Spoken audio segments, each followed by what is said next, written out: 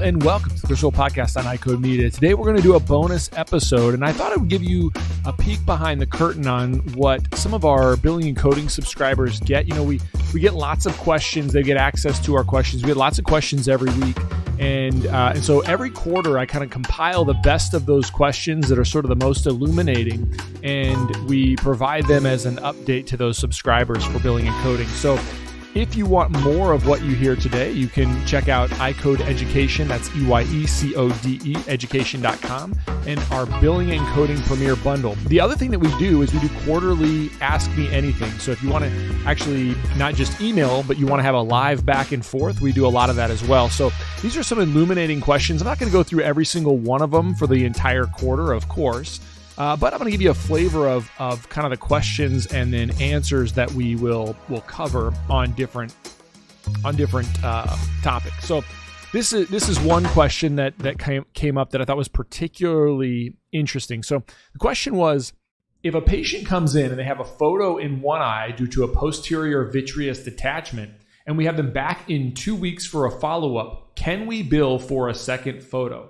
So I think this is a really good question. And, you know, as it relates to a posterior vitreous detachment and the initial presentation and follow-up, you know, it really you need to make sure that your chart clearly shows medical necessity. That's the primary thing when we're ordering any test, medical necessity. As it relates to fundus photography, the elements that should be clearly stated in the chart are really 8 elements. 1 is an order for the test with a medical rationale. 2 is the date of the test. 3 is the reliability of the test. 4, the test findings. 5, and really pertinent to this question, which is a comparison with previous tests, if it's applicable, and in this case it would be. And 6 would be a diagnosis, and as close to a diagnosis as you possibly can get. 7 is the impact on treatment and the prognosis. And number 8 would be the signature of the physician. So I think, again, the point I would hammer on for this question is a comparison with previous tests. So if your physicians determine, or if you as the physician determines that it is necessary to repeat testing, not as a routine, not just because we do it, but for a specific patient in a specific clinical situation, then it would be appropriate to perform a photo at that 2-week follow-up. Now, what would that look like? Well, you might be uncertain. The doctor might be uncertain about some progression. So in this case, you might say something like possible progression of Drance hemorrhage, order photo to evaluate and monitor for progression.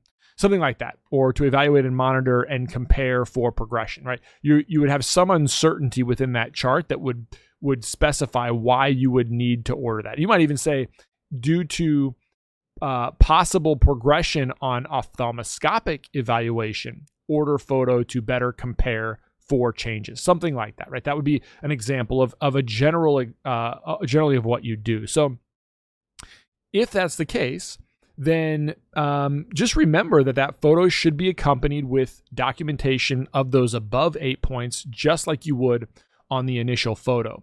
You know, another really good question, just so you can get a flavor of what we get. This one was from about extended ophthalmoscopy. So the question was, I have a question on billing extended ophthalmoscopy. The LCD that I found tells me that it needs to be an assessment of the posterior segment of the eye with a dilated pupil using indirect ophthalmoscopic evaluation or a slit lamp.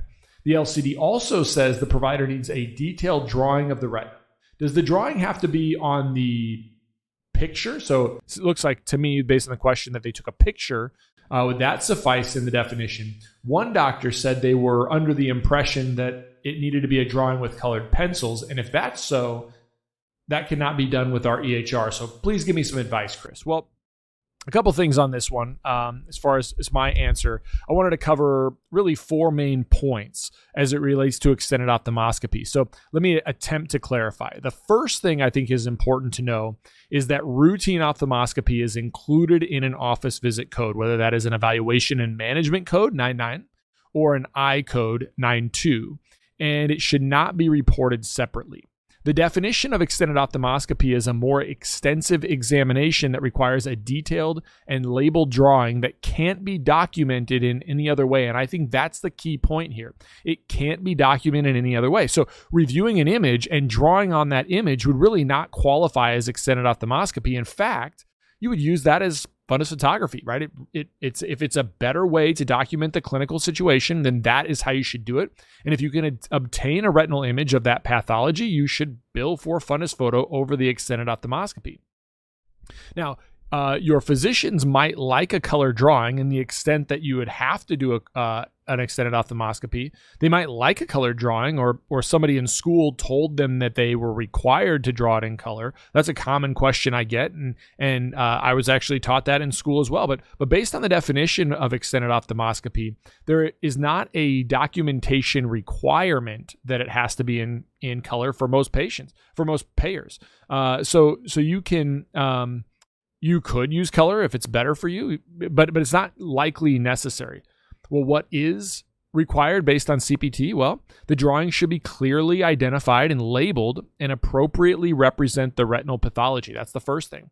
The second thing to just know is that some carrier policies do require the drawing to be a minimum size. This is unusual, but sometimes it can happen. Most simply just require that it needs to be clear, legible, and document that pathology. If you want to be safe, a 4-inch size is a good rule of thumb, but not critical. And so I think from my perspective on this question, just in general, it's really helpful to think, all right, what is this code that I'm using and how am I applying this code? And once you know that, once you know the definition and what you're required to do, then the question becomes quite easy to answer. So again, if you like these types of questions and answers, we do these quarterly. If you want access through email, become a subscriber to Billing and Coding. We'll put some show notes in today's links. I hope this was helpful for you. Thanks for listening. We really appreciate it. Make sure you like, subscribe, share it with your friends. It helps us a ton. Have a great weekend. We'll talk to you on the next one.